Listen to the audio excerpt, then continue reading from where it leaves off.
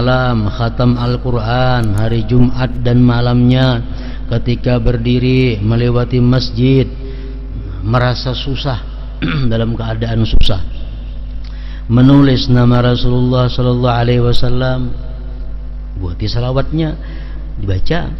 Nah, ceramah setelah wudu, masuk rumah, ketika lupa akan sesuatu, salawat. Bersiap untuk tidur, baca salawat. Setelah salat Jumat, baca salawat. Ketika berdengung telinga, baca salawat. Ketika mempunyai hajat, baca salawat. Ketika tiap-tiap perkara yang penting seperti berzikir, itu ada salawatnya gitu.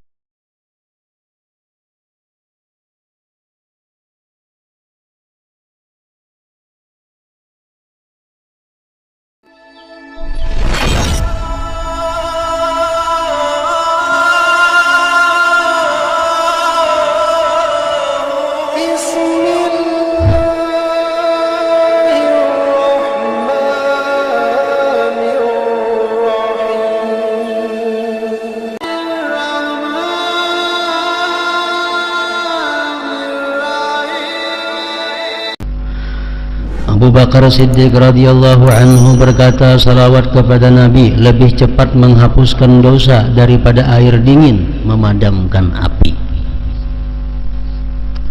Dan mengucapkan salam kepada beliau adalah lebih utama daripada memerdekakan budak.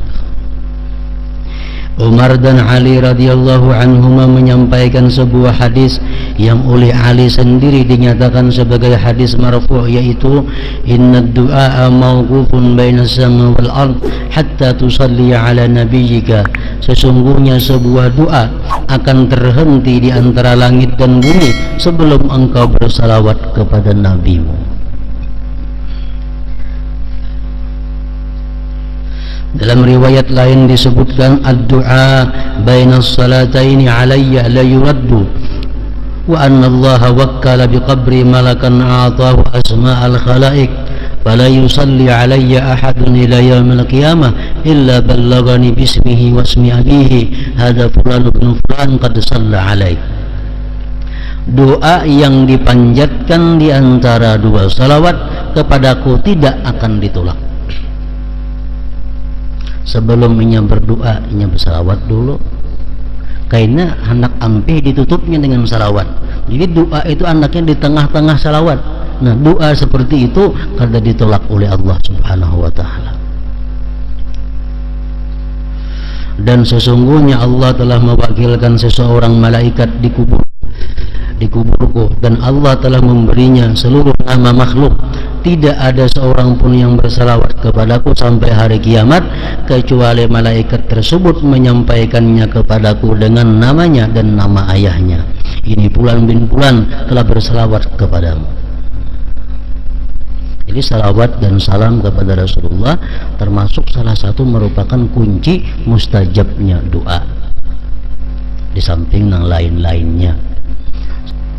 Dalam riwayat yang lain disebutkan, man shalla alayya yaumal jumu'ah 80 marratan ghafarallahu lahu dzunuba 80 sanatan. Barang siapa bersalawat kepadaku sebanyak 80 kali pada hari Jumat, maka Allah akan mengampuni dosanya selama 80 tahun. Apabila membacanya yang Jumat selawat itu, nah dalam hadis lain menyebutkan bahwa itu dibaca sesudah asar. Ada hadis lain yang menyebutkan siapa yang berselawat kepadaku sesudah asar hari Jumat. Nah, jadi imba asar hari Jumat berselawat kepada Nabi 80 kali, jangan kurang jangan lebih. Pada 80 itu Allah akan mengampuni dosanya selama 80 tahun. Dosa yang macam apa? Hanya Allah yang tahu. Pokoknya dosa-dosa kita diampuni Allah selama 80 tahun. Dan salawatnya macam apa? Salawatnya itu salawat khusus. Oleh para ulama disebutkan salawat yang dimaksud di situ adalah salawat ummi. Jadi Allahumma salli ala sayyidina Muhammadin nabiyil ummi wa ala alihi wa sallim. Nah, itu dibaca 80 kali.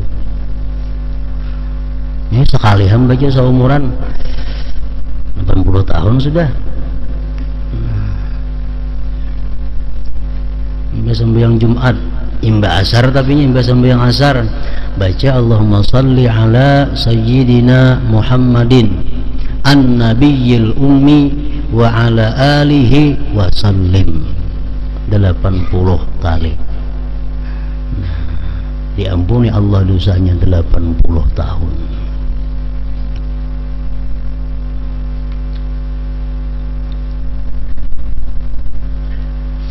Jadi ujar para ulama mengatakan kalau ada kita mendengar hadis-hadis atau yang lainnya tentang bicara fadilatul amal, keutamaan amal, kita dituntut mengamalkan itu walaupun sekali seumur hidup, supaya kita kada termasuk orang yang kada mengamalkan ilmu.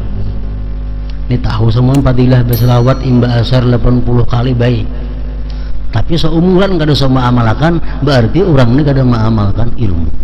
Kalau dia pernah mengamalkan walau cuma sekali, terlepas daripada orang yang tidak mengamalkan ilmu, khususnya ilmu itu. Allahumma salli ala sayyidina Muhammad an-nabiyil ummi wa ala alihi wa sallim.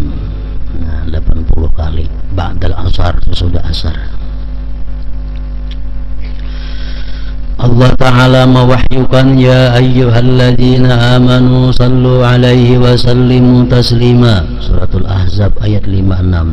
Wahai orang-orang yang beriman, bersalawatlah kepada Nabi dan ucapkanlah salam penghormatan kepadanya. Dalam ayat ini Allah Ta'ala memerintahkan kita untuk bersalawat kepada Nabi Muhammad sallallahu alaihi wasallam. Perintah ini adalah perintah wajib. Para ulama sepakat bahwa salawat kepada Rasulullah sallallahu alaihi wasallam ini memang hukumnya wajib. Sebagaimana ulama mewajibkannya setiap kali nama beliau disebut dan didengar. Ada ulama yang berpendapat setiap kali kita mendengar nama beliau kita wajib bersalawat. Hal ini disampaikan berdasarkan beberapa hadis yang mengancam orang yang tidak bersalawat ketika nama beliau sallallahu alaihi wasallam disebut. Ada pendapat itu, bila mana kita mendengar nama Nabi kita wajib bersalawat. Nah, sebagian lagi berpendapat bahwa kewajiban tersebut hanya pada waktu tasyahud akhir. Salawat itu wajib pada tasyahud akhir sembahyang. Pendapat ini dikemukakan oleh Imam Syafi'i, Ishaq bin Rahawayhi, Imam Ahmad dan beberapa sahabat seperti Abdullah bin Mas'ud. Berdasarkan riwayat yang disampaikan oleh Ibnu Abdul Bar, beliau juga meriwayatkan bahwa Ibnu Umar, Abu Mas'ud Al-Badri, Imam Abu Muhammad Ja'far As-Sadiq bin Muhammad bin Ali dan Imam Amir Asy-Sya'bi juga berpendapat demikian, bahwa salawat kepada Nabi itu wajib hukumnya dalam tasyahud akhir. Sebagian ulama mengatakan tidak kutemukan seorang sahabat dan tabi'in pun yang menyatakan bahwa salawat tidak wajib, kecuali An-Nakhai yang mengatakan bahwa salawat itu tidak wajib. Sebagaimana ulama sepakat bahwa pembacaan salawat tersebut hanya disyariatkan pada waktu tasyahud dan salat jenazah. Salat jenazah wajib juga, rukun kalau tuh sembahyang kifayah. Rukun pertama baca Fatihah, Allahu Akbar, yang kedua salawat kepada Nabi. Hanya saja mereka berbeda pendapat mengenai hukum membacanya wajib atau mustahab sunat. Ulama sepakat bahwa dalam tasyahud akhir mesti ada salawat, dalam sembahyang jenazah mesti ada salawat, itu sepakat. Cuma hukumnya mereka khilaf, ada mengatakan wajib, ada mengatakan sunat. Nah, kalau imam kita Syafi'i mengatakan wajib. Waktu-waktu untuk bersalawat Menurut sebahagian ulama, saat yang paling dianjurkan untuk membaca salawat adalah pada waktu tasyahud awal, sunat ab'ad. Membaca kunut, ujungnya ada salawat. Khutbah, kalau khutbah Jumat wajib salawatnya. Bahkan kada boleh memakai dhamir dalam khutbah Jumat itu, ujar pendapat yang kuat di antara ulama fikih mazhab Syafi'i. Jadi mesti disebut Muhammadnya. Allahumma salli wa sallim mubarik ala sayyidina Muhammad. Nah itunya. Jangan berdamir. Damir itu Allahumma salli wa sallim alaihi wa ala. Nah itu kada boleh nih tuh. Kalau jadi hatib jangan wa alaihi ini tuh. Kalau nukar buku di pasar, buku khutbah banyak nang wa ala alaihi ini tuh. Nah itu jangan. Karena menurut pendapat yang kuat dari ulama kita mazhab Syafi'i, salawat kepada Nabi Muhammad dalam khutbah itu mesti disebut namanya, jangan damir. Hatib nang kada mengaji ilmu fikih, nukar bukunya di pasar, mintal kuat wani khutbah, nah baca kena khutbah Allahumma shalli wa sallim alaihi wa ala alihi, bukunya di pasar menjual macam itu. Nah itu kada sah khutbahnya, otomatis Jumatnya pun jadi kada sah. Nang di muka nang tahu wajib menagur. Itu pendapat yang mu'tamad yang kuat.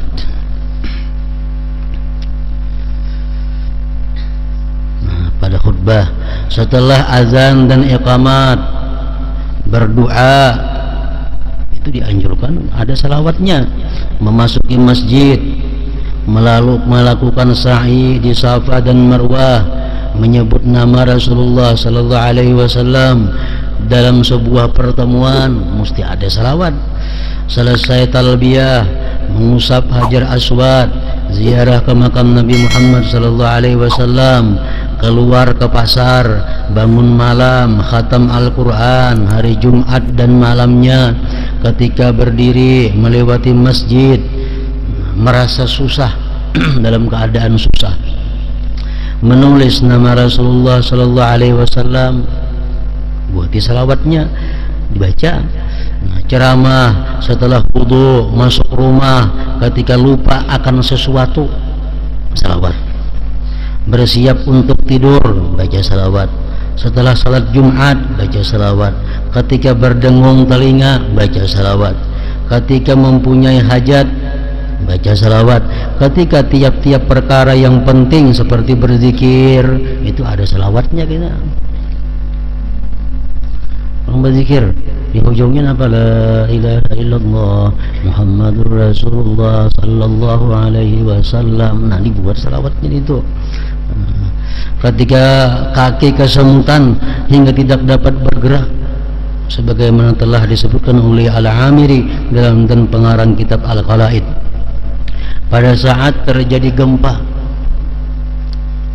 salawat sebagaimana dikatakan oleh Imam As-Sayuti. Dan pada hari Kamis dianjurkan juga salawat. Itu tempat-tempat keadaan-keadaan yang kita disuruh membaca salawat. Imam Syafi'i rahimahullah berkata, aku ingin salawat dibaca sebanyak mungkin dalam segala keadaan. Beberapa ulama mengatakan bahwa ada 100 waktu yang sangat dianjurkan membaca salawat kepada Nabi sallallahu alaihi wasallam.